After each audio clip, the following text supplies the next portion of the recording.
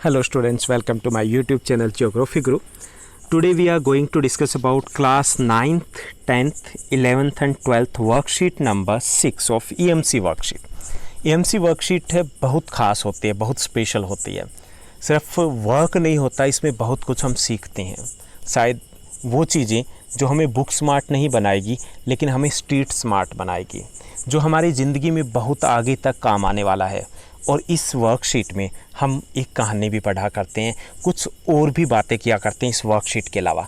तो चलिए आज की वर्कशीट की शुरुआत करते हैं, जो है पार्ट 2 स्वयं की समझ, अंडरस्टैंडिंग सेल्फ, जिसमें पिछली वर्कशीट में हमने डिस्कस किया था कि हम सभी में एक पावर होती है, हम सभी में एक पोटेंशियल होती है, हम सभी में एक योग्यता होती है, लेकिन हम समझ नहीं पाते, या जब तक समझते हैं तब तक ट्रेन है वो स्टेशन से छूट चुकी होती है। तो ये सब कुछ हम बात करेंगे। तो यहाँ पर आप देख पा रहे हैं ये हमारी EMC की वर्कशीट नंबर 6 है और आज की डेट जो दी गई है, जो ये वर्कशीट है वो है सैटरडे 12 सितंबर 2020 की। तो चलिए हम शुरुआत करते हैं कि खुद की समझ को कैसे विकसित करें। पिछली वर्कशीट में हमने समझा था कि क्षमताएं सब में होती है। अब उन क्षमताओं को पहचानना हमारे ऊपर होता है कि हम कैसे पहचानेंगे। हम समझेंगे कि इस वर्कशीट में समझेंगे कि ये अपनी खुशी के अनुरूप विकसित भी की जा सकती है। अच्छा तैराक बनना हो तो तैरना सीखना होगा, बागवानी का शौक पूरा करना तो पेड़ पौधों की समझ बढ़ानी होगी। तो ये क्षमताएं होती है, कई बार हम उनको ठीक से पहचान नहीं पाते। टीचर भी, आपके पड़ोसी भी, आपकी अमृतसर वाली बुआ भी, आपके आगरा वाले फूफा भी, मतलब जो रिश्तेदार है वो भी नहीं समझ पाते।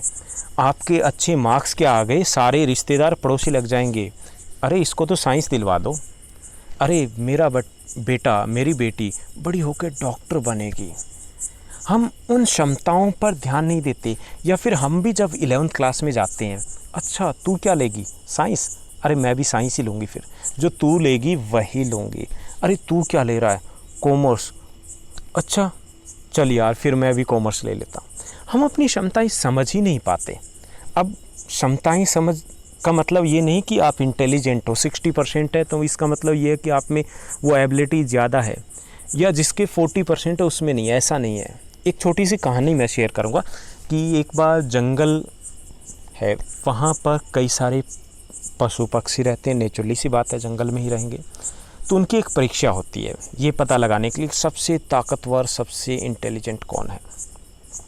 ओके, तो उसमें जो परीक्षा होती है, उस परीक्षा में जो एग्ज़ाम होता है उसमें एक ही क्वेश्चन होता है। तो वहाँ पर एग्ज़ाम देने के लिए जो जो आए होते हैं वो आए होते हैं, हाथी होता है, शेर होता है, बंदर होता है, साथ ही साथ वहाँ पर जिराफ होता है, मछली होती है, हिरन होता है, ये सब कुछ आए होते हैं। और जब एग्जामिनर है वो कहता कि एक एग्ज़ाम है, जिसने ये पास कर दिया वो सबसे ज़्यादा उसमें क्षमता है, सबसे अच्छा है। एग्ज़ाम था पेड़ पे जो चढ़ेगा। अब पेड़ पे चढ़ेगा, बंदर चढ़ गया, अब हाथी, घोड़ा, जिराफ, शेर, हिरन, मछली सब फेल हो गए। इसका मतलब उनमें क्षमताएं नहीं थी? नहीं, ऐसा बिल्कुल नहीं है। हर किसी की अपनी क्षमता होती है। हाथी की अपनी है, शेर की अलग है, हिरन की अलग है, मछली की अलग है, कोई किसी से बराबरी नहीं कर सकता। यही हमारी एकेडमिक्स में है। ज़रूर नहीं कि आपके मार्क्स अच्छे नहीं आए तो आप कुछ नहीं कर सकते। हो सकता है कुछ चीज़ों में, हो सकता नहीं, निश्चित तौर पर आप कुछ चीज़ों में दूसरों से अलग होते हैं, कुछ हटके होते हैं। पहचानना है आपको कि वो क्षमता कौन सी है।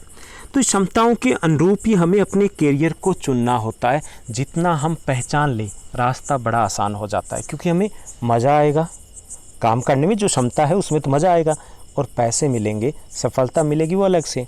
जैसे मैं टीचिंग में हूँ तो मुझे टीचिंग करना अच्छा लगता है, और जो पैसे मिल रहे हैं वो तो अलग से। यानी कि जिस चीज़ में हमें मज़ा आ रहा है वो तो ऐसे ही कर सकते हैं। तो क्षमता के अनुरूप हमें करियर को चुनना। तो हमें क्या पहचानना है?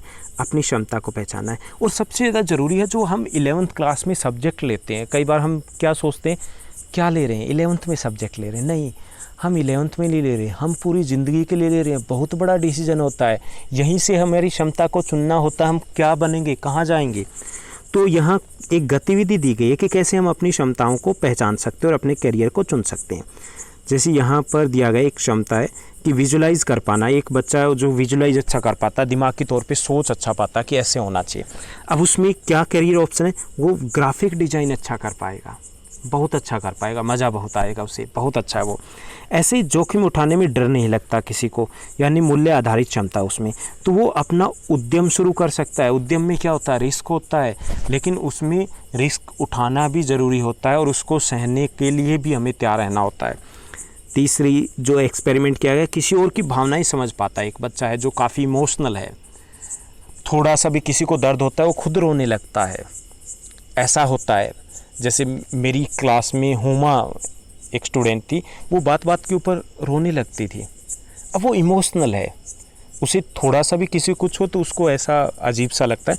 तो ऐसे जो बच्चे हैं वो मूल्य आधारित उनमें क्षमता है, तो वो कहाँ अच्छे बनेंगे, वो काउंसलिंग की पढ़ाई कर सकते हैं, वहाँ पे अच्छे बन सकते हैं, वो शिक्षक बहुत अच्छे बन सकते हैं, इंसान तो अच्छे हैं नो डाउट।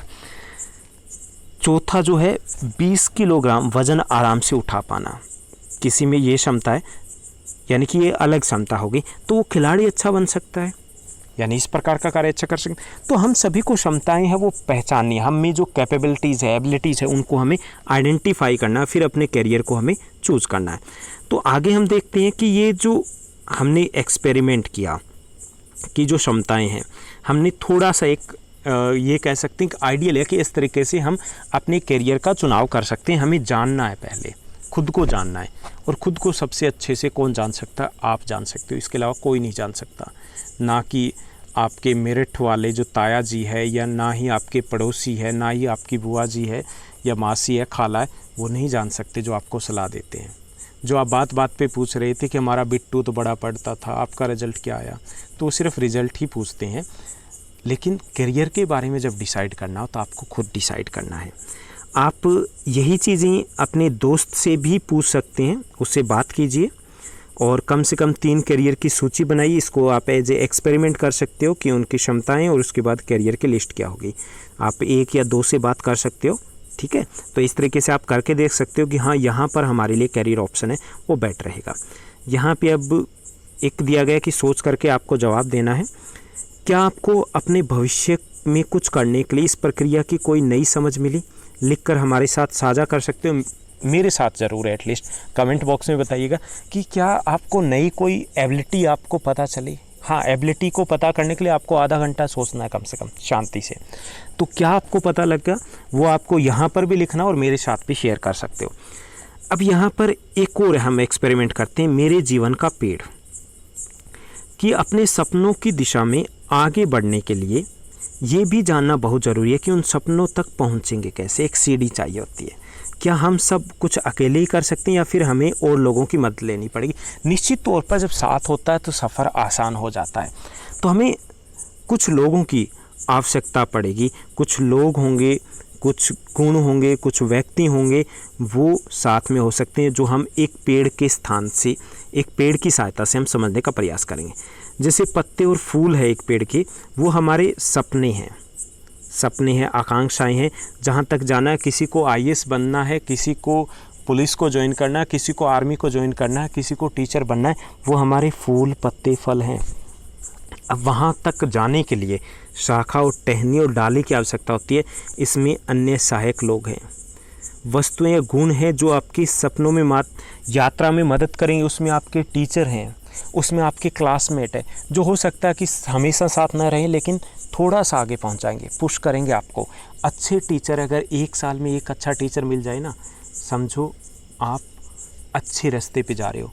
अगर 2 टीचर मिल गए ना आपको, 2 क्लास में 2 बहुत अच्छे टीचर मिले, इसका मतलब आप बहुत आगे जाने वाला, आपको कोई रोकने वाला नहीं। तो ये भी हमें पहचानना है कि उन टीचर से आपकी बॉन्डिंग कैसी रहे, किस तरीके से आप आगे जा सकते हो। और पेड़ का जो तना है, यानी कि ये जो हमें थोड़ी सहायता देंगे, लेकिन तना है जो हमें मजबूती देगा, वो होंगे आपके सपनों की दिशा के लिए सबसे मजबूत सहारा होंगे।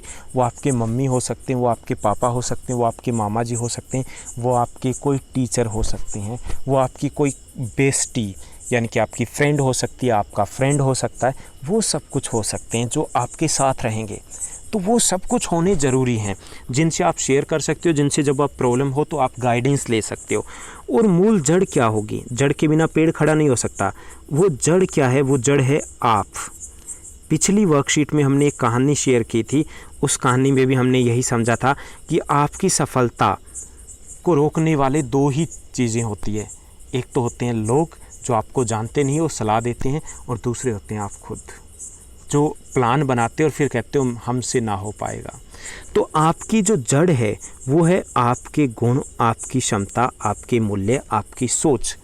ठान लिया तो जीत है, मान लिया तो हार है। तो आपको ये ठानना है, आपको जीतना है। अब इसमें एक छोटी सी और कहानी मैं बताऊंगा कि जंगल का सबसे ताकतवर जानवर कौन सा होता है। सोचिए, हाथी होता है ना। सबसे लंबा जानवर कौन सा होता है? जिराफ होता है। Very good. और सबसे तेज़ जानवर, दौड़ने वाला जानवर कौन सा होता है? चीता।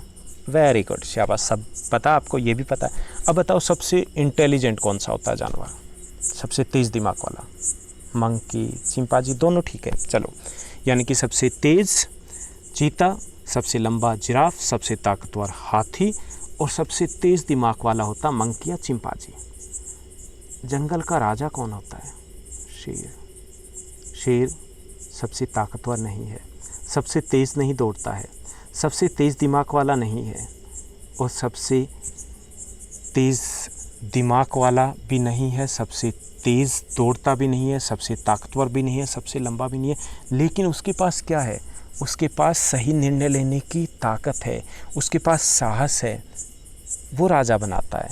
आप भी राजा बन सकते हो। सही डिसीजन लीजिए, अपनी क्षमता को पहचानिए, उसके बाद मुड़ के मत देखिए अगर पड़ोसी कोई भी आवाज़ लगाए, बस बढ़ते जाइए। ठान लिया तो जीत है, मान लिया तो हार है।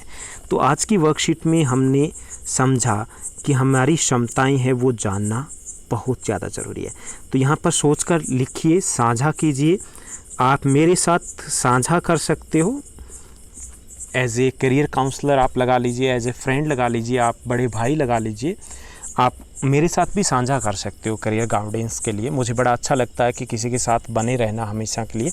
तो आप यहाँ पर हमारे प्रश्नोत्तर दिए गए। अपने पेड़ को देखते हुए आपको कैसा महसूस हो रहा है? क्या आपको लग रहा है कि आपका तना, आपकी शाखाएं, आपके फूल सब कुछ तैयार हैं?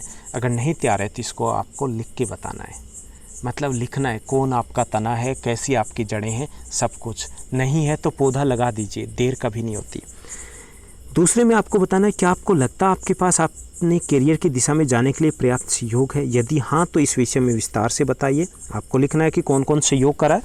अगर नहीं तो इसके लिए आप क्या कर सकते हैं? तो इसके लिए आप अपने टीचर को, मेंटर चुन सकते हो। प्रेफर कीजिए कि गर्ल्स है वो फीमेल मेंटर को चुनिए, बॉयज़ है वो मेल मेंटर को चुनिए, ताकि आप लगातार कंटिन्यूस उनके कांटेक्ट में रह पाएँ। तो आप मेंटर को चुनिए, और अगर घर में है तो सबसे अच्छी बात है। तो ये थी आज की हमारी मज़ेदार वर्कशीट। ऐसे ही हर सोमवार या मंगलवार को आपकी सैटरडे की वर्कशीट है यहाँ पर अपलोड होती है, जिसमें हम 2 या 3 कहानियाँ भी लेकर के आते हैं। होपफुली आप अच्छे होंगे, मस्त होंगे, स्वस्थ होंगे। ऐसे ही हंसते रहिए, खुश रहिए, पढ़ते रहिए। Thank you, bye bye, have a nice day.